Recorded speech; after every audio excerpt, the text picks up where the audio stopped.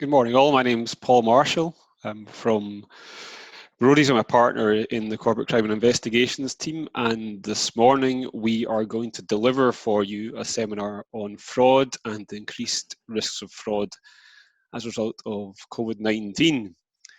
Thanks for tuning in. With me this morning, we're going to have my partner, Lynn Marr, who's a specialist in employment law, and my senior associate colleague Ramsey Hall, who also specialises in corporate crime and investigations. Some housekeeping before we begin. We're doing this call via Zoom. As you'll know, there will be an opportunity to post questions on the Q&A function. And I can't promise that we will pick the questions up as we go along, because that would just be too much technology to deal with. But we will, as we come to the end of the session, start to answer your questions. We are recording this. We are live as we speak. It feels momentous. At the end of the session, we will put together the recording and we'll distribute that to you all once it's available. For those who are a bit more lo-fi and low-tech, such as myself, we will also be very happy to share with you the PowerPoint slides from this session. So there'll be an opportunity to get in touch on that. Now, as we're starting, you should hopefully be able to see myself, Ramsey, and Lynn on your screens. Here's what we look like in professional times. I'll just show you something else. This is us in the ordinary times, if you like. Very similar, I think. None of us have really gone to seed just yet, but that's what we look like usually. As I say, Ramsey and I specialise in corporate crime. Lynn specialises in employment law. Now, the session today is on fraud in the current climate. That means we'll talk to you about the themes that we regularly see on fraud. We will look at how the COVID-19 world impacts on that, and we will leave you with some practical advice on how to protect your business. Looking at fraud in the current climate, our team, we've said here Frauds BC before COVID-19. So before COVID-19 came onto the horizon, there were the standard regular frauds that we were seeing on a regular basis. So the frauds that we regularly see are identity fraud. That's fraudsters stealing the identity of a legitimate business and using that identity to obtain goods, money, or services. And you will often find identity fraud is tied in with false websites and fake email accounts. Insider fraud, where current or former employees of a business use confidential information from that business for personal gain. But what we tend to see more regularly is the current or former employee having been pressured by professional fraudsters to help them commit a fraud. And that usually begins with something which might be quite nice, like hospitality, but the hospitality may turn into something more questionable, and suddenly the employee is no longer choosing to help fraudsters, but is instead being compromised and forced to help fraudsters. And the other common fraud we were seeing before COVID-19 came into effect was invoice fraud, and that comes in two forms. Either a genuine supplier submitting a false or inflated invoice for the goods or services they deliver, or fraudsters pretending to be genuine suppliers and submitting false invoices. And again, you often see those false invoices tied in with false bank account details going over, and the money being transferred in good faith to the wrong account. Those all existed before COVID-19, and one of our key points for today is COVID-19 it's not that it's creating new frauds, it's just a more fertile terrain for frauds to take place. So as we say here, the risk of all of these frauds is increased in the current climate, and we'll look at why that's the case.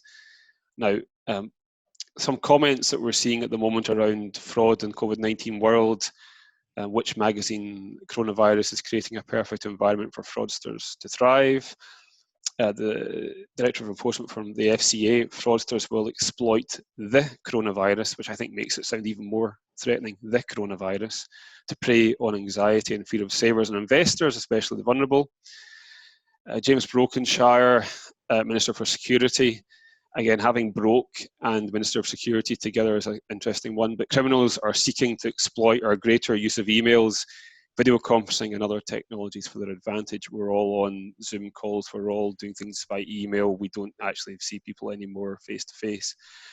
And Jim Harra, the Permanent Secretary for HMRC, said most recently, we're going to be paying out a vast amount of money in a very short period, and any scheme like this is a target for organised crime. Jim Harra, of course, is talking about the furlough scheme, and Lynn Marr on the session today is going to take some time to go through how the furlough scheme operates and just give some practical advice on how to avoid inadvertently falling foul of the scheme or getting it wrong. And I think Lynn will also talk about how you can shift from just getting it wrong into really exposing yourself and your business. Now, common themes in frauds for businesses. So my colleague Ramsey Hall is going to come in at this stage. He's going to talk about fraud in basic terms. Ramsey, well, we usually have a highly amusing, fictitious scenario at this point to help illustrate some of our themes. So I'm really looking forward to Ramsey's presentation and to see what he's come up with. So over to you, Ramsey. Thanks, Paul, for that big build-up, and good morning, everyone. So I'm going to talk through some examples of frauds that we see happening on a regular basis that involve businesses. And I'm going to start by covering the first principles of fraud, and an easy starting point is what is fraud? The test for fraud, as we see on the slide, is achieving a practical result by a false pretense. And that covers a broad range of conduct, from deliberately lying to dishonestly staying silent when there's a duty to speak up. And to give an example, many of you might have seen the recent TV show The Quiz, about an individual who allegedly cheated to win Who Wants to Be a Millionaire. The false pretense is that he was playing fairly when in fact he was cheating, and the practical result is that he won the show. And a key point is that it doesn't actually matter whether he received the £1 million or not. You don't need any gain by a fraudster or loss by a business to constitute fraud. But of course, we regularly see significant losses for business as a result of fraudulent activity. A comparison of the position in Scotland and England. In Scotland, the test I've just spoken about is the key fraud offence. There's also specific statutory offences, for instance, around tax evasion and bankruptcy. In England, that test still applies, but there's also, sitting alongside it, a specific piece of legislation, the Fraud Act. And in there are three key offences. Fraud by false representation, so for instance, obtaining someone's bank account details to purchase goods for yourself. Fraud by a failure to disclose information when there's a legal duty to do so. Again, so for instance, failing to disclose all relevant details to an insurance company when making a claim. And finally, fraud by abuse of a position. So for instance, an employee in a business who abuses their position to grant a contract to a friend. In terms of the sharp end of things, investigation and prosecution of fraudulent conduct, in Scotland, we have a specialist unit within Police Scotland called the Economic Crime Unit, who carry out investigations. And we have a sole prosecuting body called the Crown Office and Procurator Fiscal Service.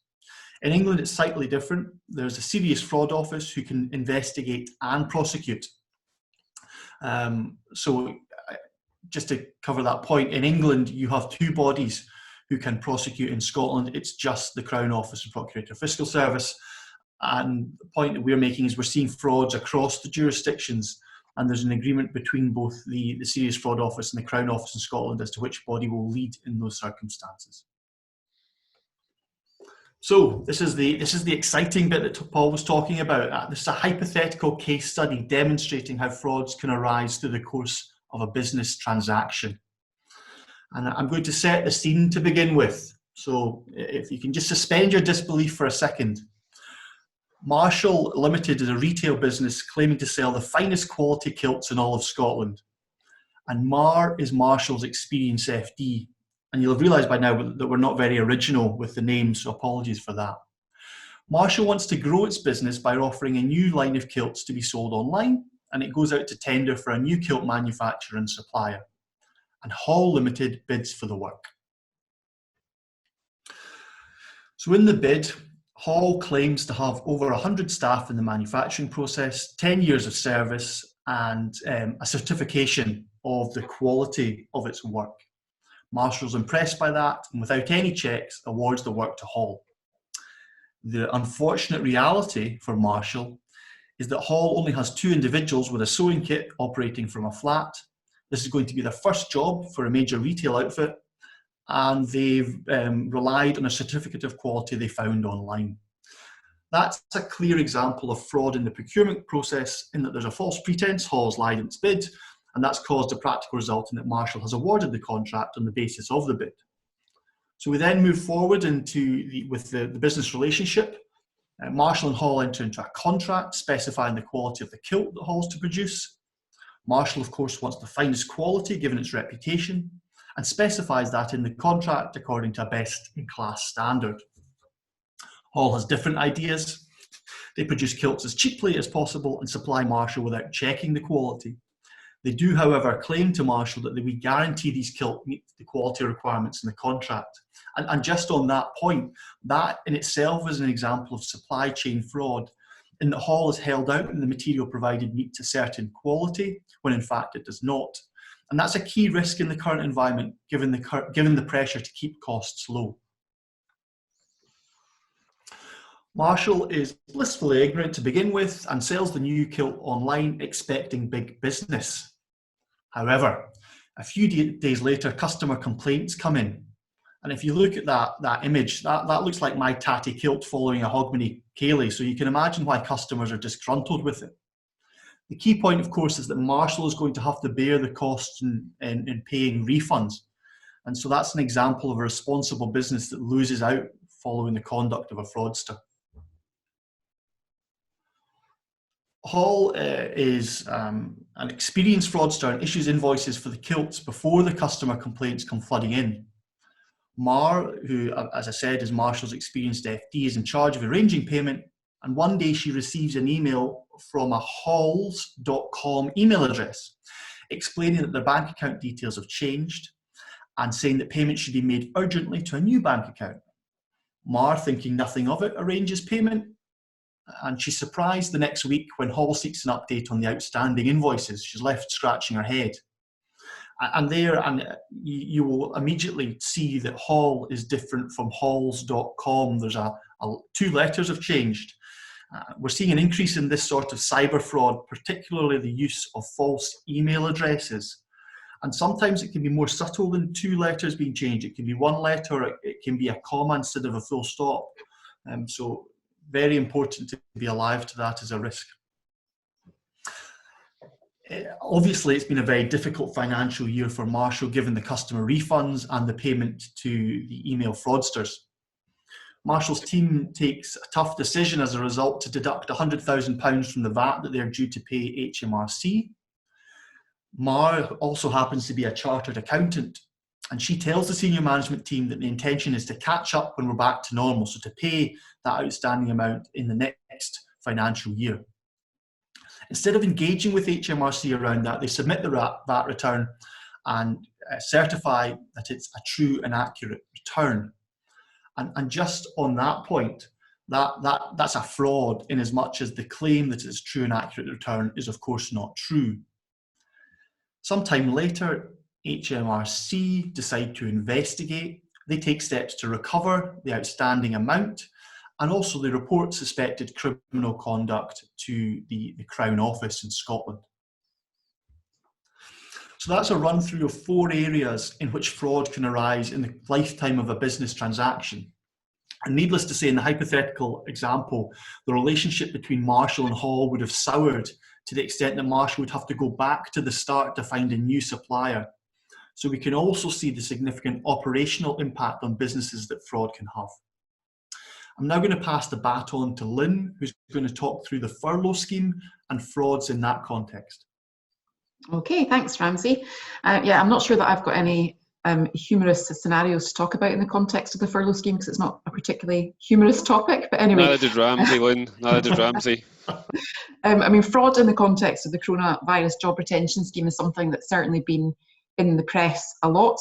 I'm sure that many of you listening in will already be entirely familiar with the scheme. You can't really have escaped it, but this is a scheme that was announced by Rishi Sunak on the 20th of March, designed to help employers to essentially retain jobs and avoid making redundancies. And it was obviously rushed in over quite a short period after that. The scheme does really, I guess, what it says on the tin. It's there to allow employers who can't give work to employees to basically pay their wages and to get a grant to pay their wages up to an 80% or £2,500, whichever is the lower of those figures. And it also allows employers to claim back employers' national insurance contributions on the grant sums, and also some pension contributions as well. So it's an extensive scheme.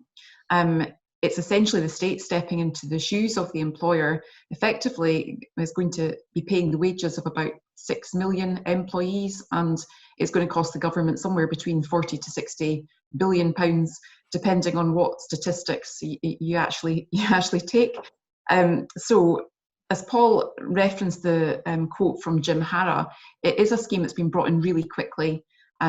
It's a complex scheme. It's inevitably going to be the target of criminal gangs and fraudsters. But what we're seeing, and what you will also have been seeing in the news, is that there are also employers out there who are taking advantage of the scheme and maybe engaging in practices which could constitute abuse or fraud.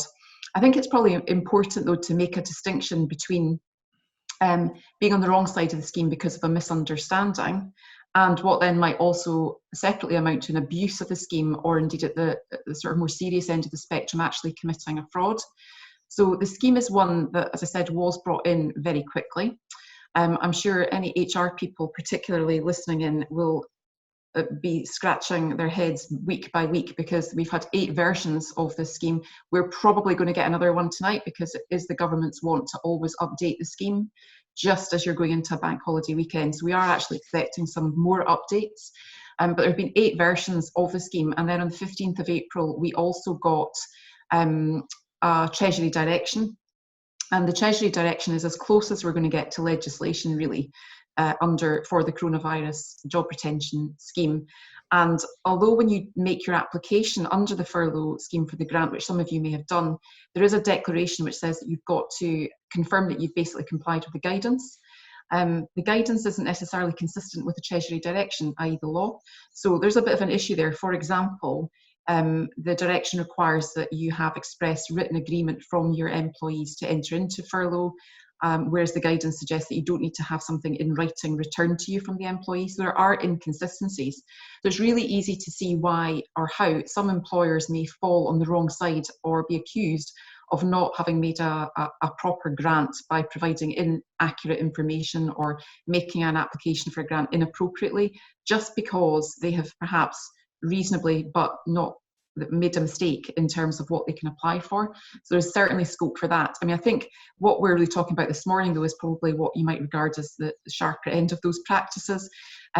So the scheme itself is very clear in the Treasury Direction about what the purpose of the scheme is, and it's there for people to make applications for grants to pay wages to people that can't offer work to for reasons that arise out of the coronavirus situation, whether it's an economic or a social or a health consequence.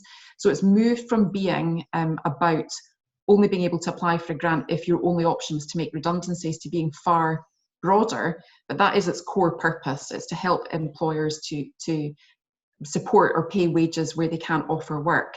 And it's very clear that when you get the grant, it can only be used you can only make the grant and get the money if you're going to pay over to your employees.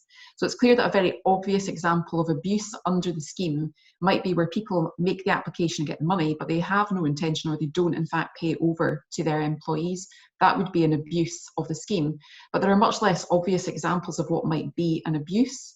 So, for example, if you're a very nice employer and you have some employees who are on mat leave, or they might be on some form of long-term sick leave, and their pay's run out, or it's gone down to a sort of statutory level. It might be that you want to return them to work so that you can then furlough them and pay them the money under the government scheme, which might be higher than that which they would otherwise be entitled to if they were on maternity leave. Question, would that be an abuse of the scheme? Because it's not really in the spirit of what its core purpose would be. Similarly, we've seen some examples of employees making a request, or former employees rather, making a request to come back. So if they've been on payroll before the 19th of March, they've left to go to a new job, the new job's been withdrawn, the scheme absolutely allows them to be taken back on by their former employer and then to be furloughed. So that's allowed under the scheme. But what of an employee who, in that position, if they were to come back, they might be in a role where they wouldn't normally be furloughed by the employer, or aren't being furloughed because that employer, for example, can have all of their employees in that role working from home. Again, question, would that be an abuse of the scheme if you were to furlough them and apply for the grant? I mean, there are all these sorts of examples that unfortunately they're not really clear because of the speed at which the scheme was brought into place. And so we might see some more examples of this coming out. And then we've got the sort of obvious fraud. So for example, people just not complying with the scheme at all. For example, saying that their employees have ceased work when they're in fact still working. That's something that we will come on to. We know that what the revenue have done is they have tried to identify what abuses might arise, and so they have built into the scheme some anti-abuse measures, which you can see on the screen just now. So in order to be furloughed, an employee has to have been on the employer's payroll at the 19th of March, and that was the day before the scheme was announced. So that was designed to stop people putting on fictitious employees, family members, all the rest of it, and trying to make a claim in respect to them. The other measures include the fact that the employer has to have created or started a payroll scheme before the 19th of March. You have to be enrolled to do it all online. There has to be a UK bank account. And in addition to that, when you make your application, there's a sort of 4 to 6 day waiting period before payments start to be made. And that's designed to allow the revenue to do kind of some background checks to make sure that the application is all in order. And we do know that the HMRC, who are responsible for administering the scheme, are going to be able to go in and do post-grant audits. Now, we know that you've got to keep a record or confirmation to the employee that they've been furloughed, and you've got to keep that for up to 5 years. So you can see the length of time over which the revenue might be going back and doing post-grant audits, assuming, of course, they have the resource to be able to do that. So there are a lot of anti-abuse measures in place, but one that's very difficult to get around is this one, which is that some employers, as we've seen in the news, are purporting to put their employees on furlough, but then actually having them work in the background. And quite clearly, that is completely contrary to the scheme. The CJRS guidance makes it clear that you cannot do any work that generates money or provide services to the employer who is doing the furloughing during the period of furlough.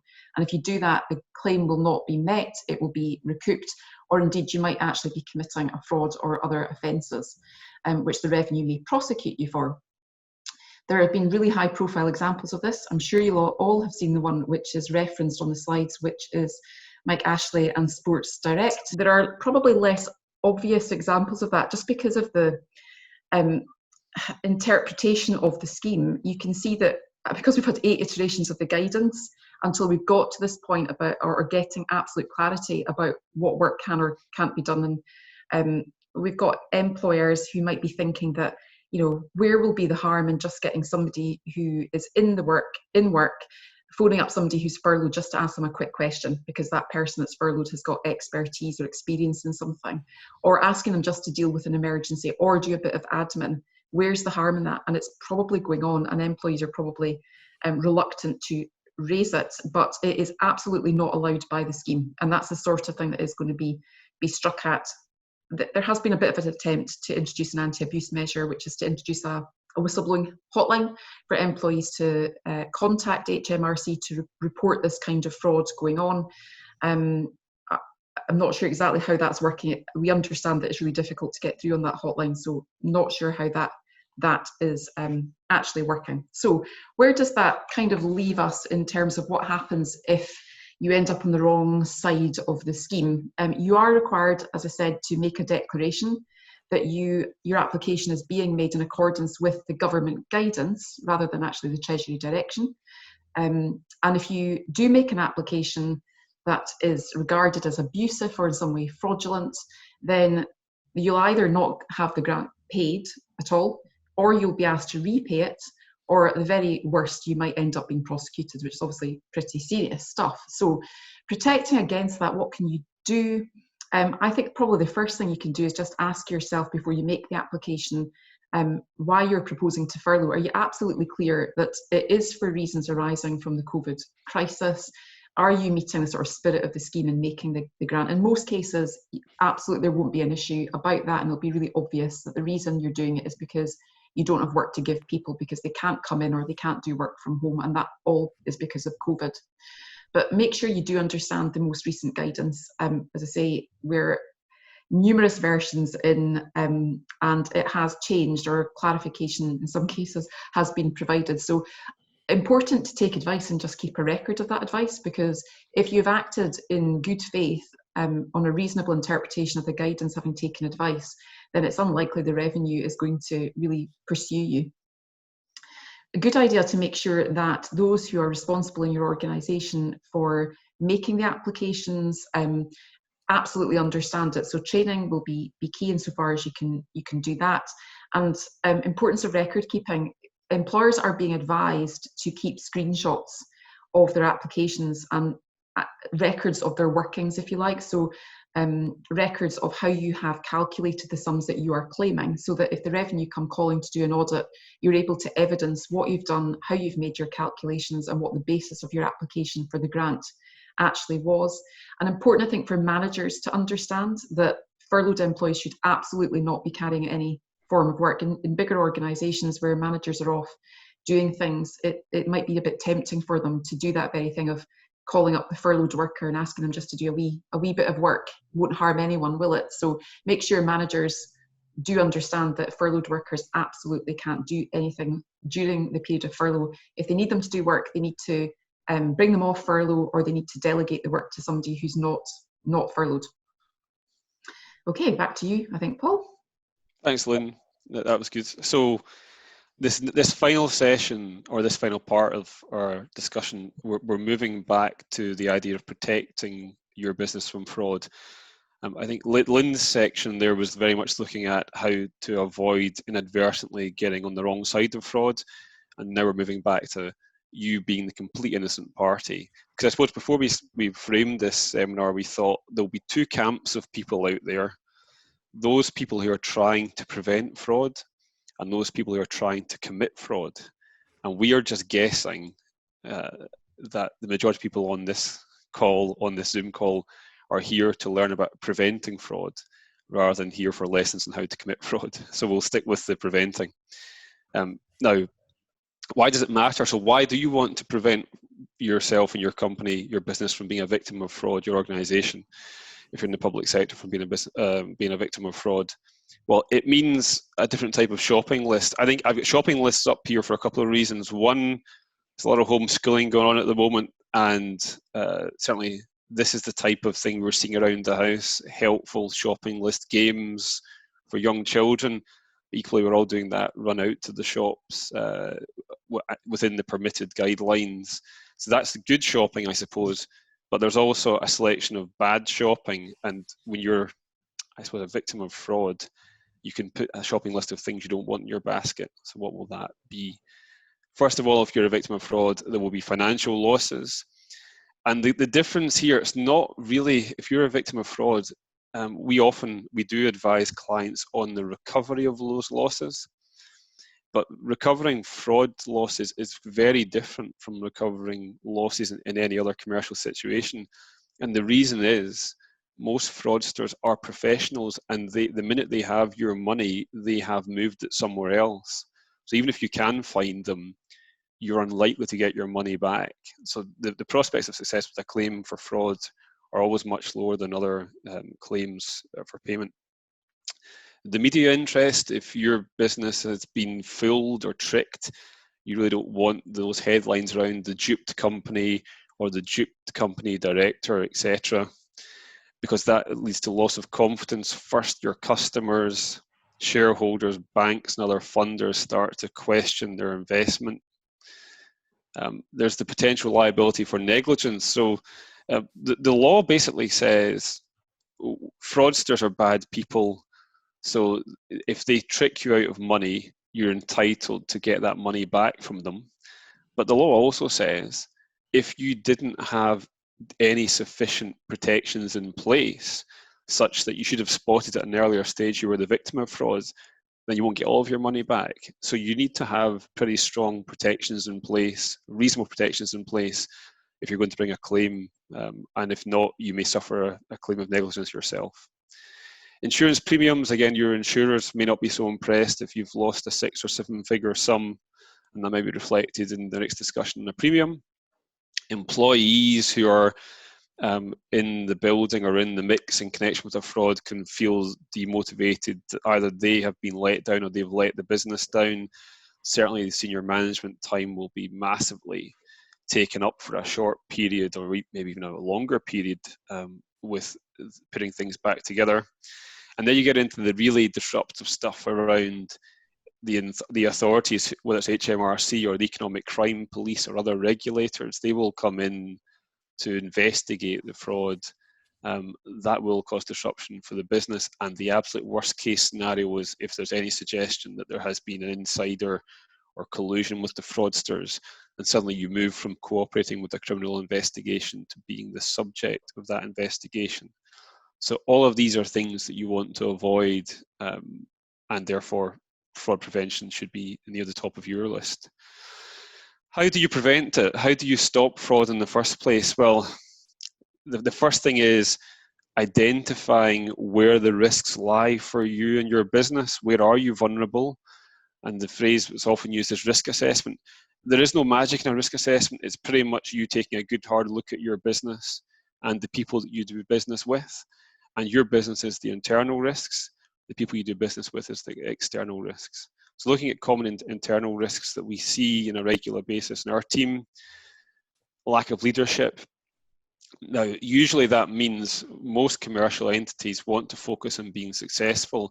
Compliance is not adding money into the business. It's not immediately doing that. It's not an easy thing to understand the value of until you're on the wrong side of it. But so often we see, well, it wasn't a priority for the business. And even right now, during the COVID-19 world, I suspect for a lot of businesses, well, we know from a lot of clients at the moment, that just that idea of keeping the lights on is the focus. And is there really time to indulge yourselves in new policies and procedures or tightening these things up? Well, I suppose you have to ask yourself the question, would you rather carry on with the risk of being a victim, or would you rather take some basic steps now to protect yourself and your business? But leadership not being bought in is often the first thing we see when we're advising a client who's been a victim of fraud. Poor culture and business practices relates to that. So again, rewarding or incentivizing quick wins and shortcuts, money in or commercial success, doing that at the cost of having a sensible procedure or having good principles in place. So suddenly something that's too good to be true has been landed, and it's the cliche of, well, it is too good to be true, and possibly something has gone wrong in landing that new business. And also resistant to change. We often see most of the frauds that we see, it hasn't come out of a clear blue sky. Someone within the business has identified the concern or the risk and has spoken to management. That might be a whistleblower in a formal term, or it might just be someone coming in new to the business and thinking, this is a bit different from how things were done in my old place. And rather than the business taking the opportunity to hear that new perspective and make changes, the response is, this is the way things are done or have always been done, and you're missing the chance to get it right. Patchy financial controls. Again, the common issue we see there is that financial controls are in place, but it seems that a lot of the time there are lots of reasons why the usual financial controls are not followed to the letter, or there's exemptions or exceptions or flexibility. And usually it's in those areas of flexibility that you create risks. And I'll look at that more in a moment. Inattention to property security, we're really thinking about devices, laptops, iPhones, those not being properly secured, not being properly managed, data being taken from them, even the old-fashioned paper copies of documents. Fraudsters are always looking for opportunities to secure valuable data, and actually having protocols in place to manage your physical and virtual property is a crucial thing. Many businesses are still getting to grips with that. Training, Lynn talked about training in the context of the furlough scheme, but in fact just basic training on what is our organisation's position on fraud. Do we have a fraud policy? Do our people know about that? Have they been trained on what we expect of them? And for those in the high risk parts of the business, and I've selected finance and procurement here as 2 examples, but this is not an exhaustive list. Those who are in the high risk parts of the business who are on the front line, so think about your finance team who get the calls in from outside parties saying our bank account details have changed, here's the new account. Are you absolutely convinced that your team would know how to respond to that and wouldn't just do as they did in Ramsey's scenario and just take the information at face value? Similarly, are you content your procurement teams are alive to the risks of fraud and corruption in the context of a procurement exercise? So enhanced risk enhanced training for those guys. And not to labour the point, but why we're looking at this today is in the current world where we're all working remotely or largely working remotely, there are challenges over supervising your teams, and there are also challenges around understanding transparency and seeing how the business is operating. Are things being done the way they should be done? And for all of those reasons, it's so important, we say at this stage, to have your policies and procedures and have your people trained on those. So that's internal risks. Looking at external risks, and this is the really brutal point here for a lot of legislation these days is it does not really matter if your own house is in fantastic order. If you do business with people who are not working to the same standards as you, that may well expose you to liability, and not just being a victim of something, but actual criminal liability yourself. So looking at external risks in our risk assessment, what do we often see as a team? We often see a lack of understanding of third parties. So I've said here, know your suppliers and your contractors, and if you're dealing with agents and distributors also. But it's that sense of if people are doing things on your behalf or working to your instructions, are you as confident that they're taking the same responsible approach to fraud as you are? There are very simple things that can be done there. For example, if you have a fraud policy or a code of ethics, share that with your business partners and ask them to do the same with you. Get some sense that they are committed to the same principles as you are. Understand your sector and location risks. There's 2 ways of looking at this. Number one is certain locations around the world will create risks for you. Transparency International will identify where the high fraud, the high corruption risks areas are. Similarly, there are particular sectors in the UK and elsewhere which are more vulnerable to fraud and corruption than others. After today, do get in touch with us if you need any clarity on those sector and location risks. It's pretty straightforward to point to all of that and where that information exists. Close to home, really do monitor your dependence on your key customers and contracts. What we regularly see are clients who have got very important customers, very important or special relationships, and the closer those relationships become, the more they move away from the policies and procedures which are actually mandated in the business. And indeed, the more that management start to tolerate that departure, this is a very successful contractor, a very important customer. We've known them for many years. We know how to work with them. It's going fine. We don't need to follow the letter of the policy precisely. Procurement risks, these are event risks. Your procurement teams and your contract teams should be alive to. You should be making sure that you feel you've got a robust procurement process which is protected against fraud being injected into that process. And also when it comes to renewals of work, again, taking a step back and making sure you're comfortable with the relationships that you have with existing customers and not allowing, let's say, dubious practices to be part of the renewal process. And again, back into our COVID-19 world, the communications with our supply chain now are largely relying on technology. So what advice, what training are you giving to your people on communications with third parties? How are you adapting that to deal with the current risks of the limited forms of meeting and other restrictions? And again, with COVID-19, just an overall point here, that we all know that times are really tough right now for a lot of businesses. There's questions about, actually, are we a viable business anymore? That puts tremendous pressure on the culture of the business to do things in the right way. Massively increases the risk that the people you're working with, third parties, suppliers, contractors, are going to do the wrong thing to try and stay with you or to try and stay afloat. So on that point of COVID-19 and the current risks, this slide is really pointing you in the direction of the UK government's reasonably helpful guidance here on managing the risks of more remote communication. It's the Stop, Challenge, Protect principle. We've given you the links at the bottom here, which you can go to, but the principles there are: when something comes to you from a third party, a supplier, and it relates to payments, think about it, consider before you're paying out or giving information. Do challenge, so that means go to the people you know in the business and check that what you're receiving is legitimate.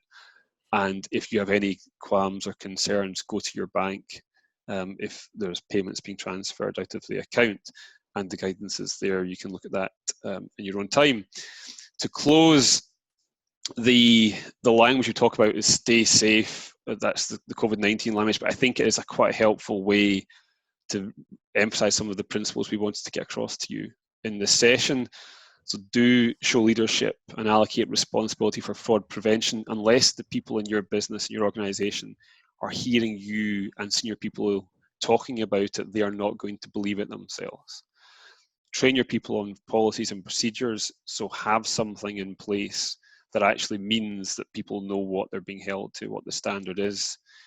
Assess the risks inside and outside your organization through your risk assessment. And know yourself. I was going to say check yourself, but that seems a bit too hipster for me. But know yourself. And by that I mean Brody's LLP, that's us. It's very easy for someone to create a new website with something looking like Brody's LLP.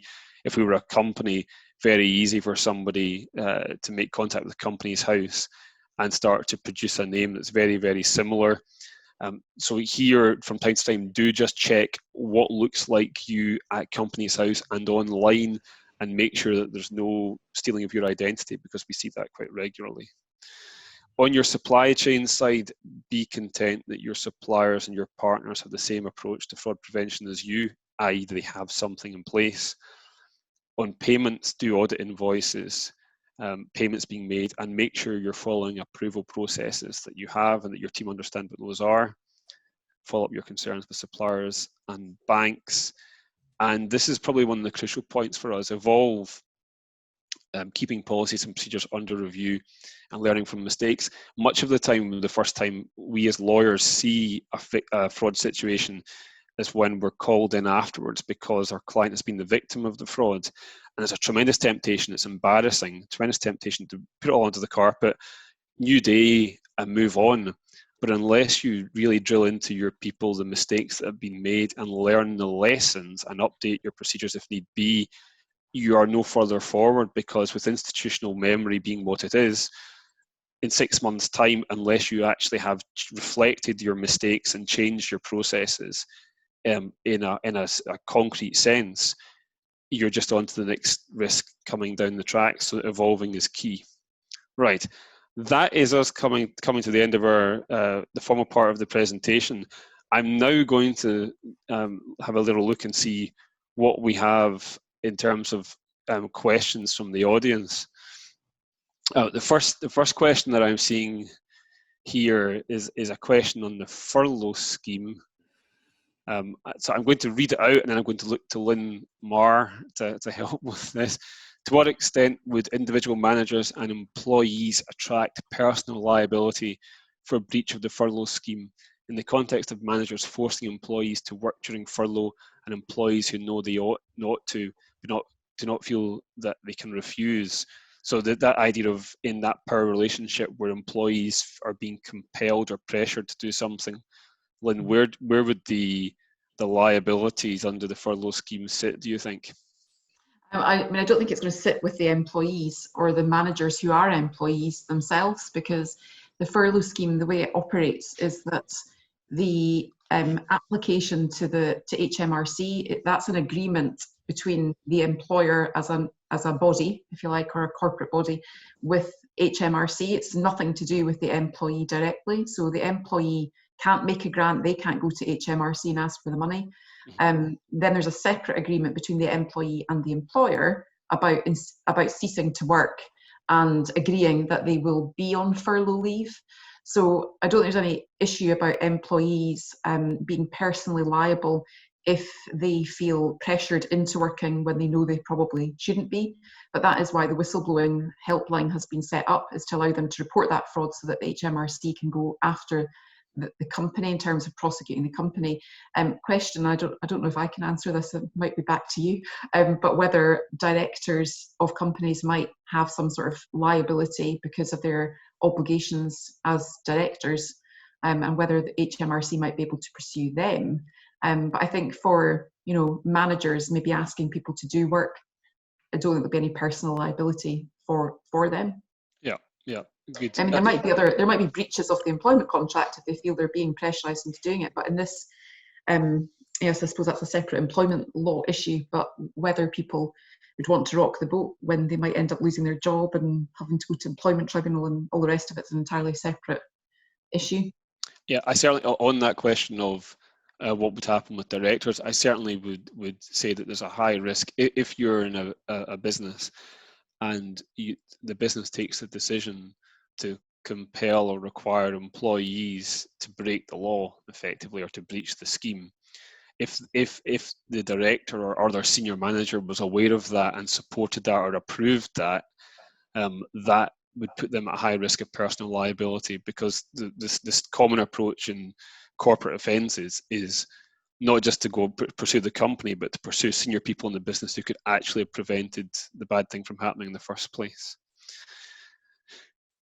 There's a couple of questions coming through. One was, we don't have a fraud prevention scheme or policy in place. Where do we start? Well, I think what I would suggest, Ramsey, something else to add in this. I think for most organisations, you should have some sort of code of ethics or code of conduct. And if you don't have a dedicated fraud prevention policy, start with your ethics or your code of conduct and see if you can develop that in such a way that communicates to your people what you expect of them. We would, when we talk about the risk assessment, we would be recommending that you also communicate your position on fraud prevention to third parties, particularly those who you think are more risky. And this sounds a little bit bold, but the point is, it's not the case that you are forbidden for doing business or engaging with entities where you think there is risk. You have to manage that risk. So if you're working in jurisdictions or you're working in sectors or you're working with agents or distributors, these create higher risks. The law doesn't prevent you engaging with them, but it does want you to demonstrate that you've done things to manage that risk. And for example, sending your policies and procedures and asking them to provide theirs to you is a very good starting point to say to a regulator, we knew the risk was heightened and we increased the risk, we sought to protect against that heightened risk. Ramsey, do you have anything to add on that question? I think for me, it's just a three-step approach towards preparing a policy. You start, as you say, most companies, most organizations will have something. So for instance, a code of ethics that sets out the business's values. That's the starting point. That's the foundation. Carry out that risk assessment that you mentioned. And then the third step is the preparation and, importantly, implementation of the policy. So a three-step approach, I would say, towards getting an appropriate fraud prevention policy. Great. The next question I'm seeing is, could I ask, this again might be a Lynn Marr employment question. We should really have just given you a separate session, Lynn, because your stuff's very There is an interesting. employment session this afternoon. It's Is not there? on fraud. There you go. Right, don't forget that. Could I ask if there is any precedent in public sector paying suppliers under contract who follow their staff to 20% top to allow full wages to be paid? I'm not aware, just from our clients, of payments being made to suppliers, allowing them to do the top-up bit. But certainly there is guidance. The Cabinet Office, I don't have it in front of me right now, but the Cabinet Office has issued guidance on paying suppliers of services to the public sector or people that are impacted by COVID. So there's an encouragement to, I think, continue paying suppliers, so that once this crisis is over, those contractors, contingent workers, suppliers to the public sector will be able to just sort of pick off where they left and start providing services again. I mean, those suppliers in those circumstances, again, they'll enter into their own agreement, make their grants, their grant applications to HMRC. It's entirely up to them whether they want to top up the 20% above the 80%. Yeah. But I'm not aware of the sort of cabinet guidance frowning upon paying them more than what would be 80%, if that makes sense. I hope that's answered the person's question. Well, if not, there'll be a follow-up afterwards. They can do a follow-up question. The next question I like, it's quite a good practical example. How does the company sit in regards to breaches to furlough should an employee be asked to help but not for financial gain? For example, an employee before furlough had been working on documents which are now required. That employee is then asked to upload them or email them if they're currently, I think some was missing. Those not on furlough can work on them. If you're the employee's furloughed, and a lot of people are going to work on the documents, and you need to do something to get them, where do we sit there, Lynn? I mean, this is a problem because the guidance, the CJRS guidance just says that you can't do any work which generates money. This wouldn't, presumably, it's not directly generating money or providing any services to the employer who's doing the furloughing. And I think the difficulty is that you would hope that there would be some sort of de minimis exception to allow something exactly like this. So you've got the furloughed employee sitting at home. They know that document. They were working on it. They're the ones who know where the latest version is. So why can we not just ask them? Unfortunately, I'd love to be able to say I don't think that the person being asked to do that wouldn't be breach of the furlough scheme, but I just don't think we can, because it's quite clear that there's absolutely no de minimis exception. Clearly the spirit of this is, or what employers are being asked to do is not to have employees doing work which is generating or doing services, and you just can't think that the revenue is really, particularly I imagine given the amount of resources they're going to have, is to go after people who send one email saying, here's the most recent version of the document I was working on before I went off on furlough leave. And this is not an answer really, but realistically, is the revenue going to take issue with that? I wouldn't imagine that they will if it's a one-off handing over a piece of work. Yeah. But the guidance is unfortunately not clear, and it really does appear, the prevailing view certainly is that there is no de minimis exceptions at all. Yeah, good. So I've got one more question at the moment, and so if there's others, we're coming to the end of our time, I suppose. So if you have any burning questions that you feel you must ask on this call, you've got a couple of minutes to do that. If you've questions that you prefer to ask, let's say away from this forum, you have our details, please do that. But the last question I have is, what do you actually mean by allocate responsibility for fraud prevention? So I suppose the starting point there is, there has to be somewhere in the business, there has to be someone, or the organization, there has to be someone who holds the responsibility for managing fraud prevention. So if you've got policies and procedures, if you've got an anti-fraud policy or a fraud prevention policy, you must within that be highlighting what employees should do if they have concerns about fraud. And that means they must have a clear place to go to, a clear individual to go to, or part of the business to go to. So that could be an individual, it could be a team, but someone has to be the point of contact to manage fraud. Now that you could have a hotline where fraud prevention calls go. But again, there has to be someone in the business who has the judgment or has the responsibility for judging what to do next. So that person or persons should be identified. They should be the ones who make sure that the policies are continually refreshed and are relevant to the world as we live in it right now. And they should also be taking steps to make sure that the rest of the business are trained and understand what is happening. Because if a fraud event occurs, if you're a victim of that fraud event, then the question is going to be asked, well, what steps did you have in place to prevent fraud in the first instance? And if you can't point to anything, that's a serious issue. But even worse, if you have someone in your business, we talked about the frauds that we see at the beginning, if you had someone in your business who was, let's say, an insider and was involved in fraud, if there was no way that there was any, or there was no sign that you as an organization had tried to protect against the risk of fraudulent activity by employees, you're getting into a very unattractive place, and in fact criminal liability might actually attach to the business as well on some of those occasions. So hopefully that answers that point.